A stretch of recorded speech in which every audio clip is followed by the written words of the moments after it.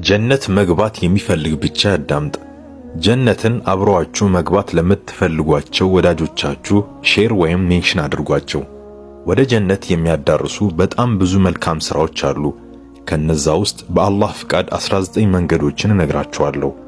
ቢያንስ ከ19ኙ ውስጥ 5ቱን ለመተግበር እንሞክር ኢንሻአላህ። በስተቀኝ በኩል ያለውን ቀዩን የፕላስ ምልክት ያልነካ ካለ መንካቱን ያረጋግጥ። ወደ ጀነት የሚያዳርሱ 19 መንገዶች። አንደኛ፣ በአላህ አንዳችም ነገር ሳያጋራ ከአላህ የተገናኘ ሰው ጀነት ገባ። ሁለተኛ፣ በአላህና በመልእክተኛው ያመነ ሰላትን በትክክል የሰገደ ረመዳንን የጾመ አላህ ጀነት ሊያስገባው ግድ ነው። ሶስተኛ፣ የአላህን ውዴታ ፍለጋ መስጂድ የገነባ ሰው አላህ በጀነት ውስጥ ተመሳሳይ ቤት ይገነባለታል። አራተኛ፣ ጠዋትም ሆነ ማታ ወደ መስጂድ የሚመላለስ ሰው በተመላለሰ ቁጥር አላህ በጀነት ውስጥ ማረፊያ ያዘጋጅለታል። አምስተኛ፣ በሁለት እግሩና በሁለት ከንፈሩ መካከል ያለውን ለመጠበቅ ቃል ለገባልኝ ሰው በጀነት ቃል እገባለታለሁ።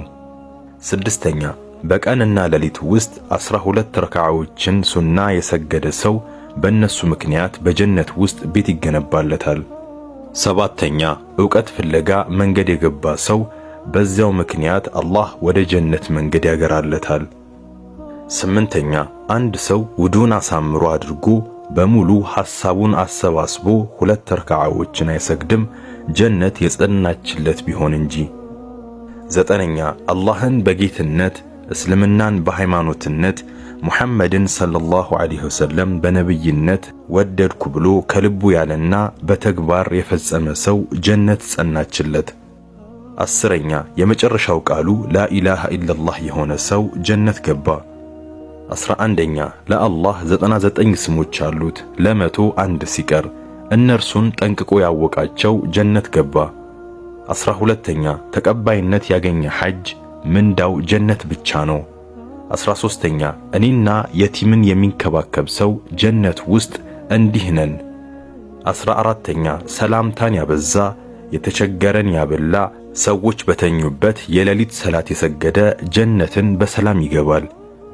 15ኛ፣ እውነት ወደ ጽድቅ ነገር ይመራል፣ ጽድቅ ነገር ወደ ጀነት ይመራል።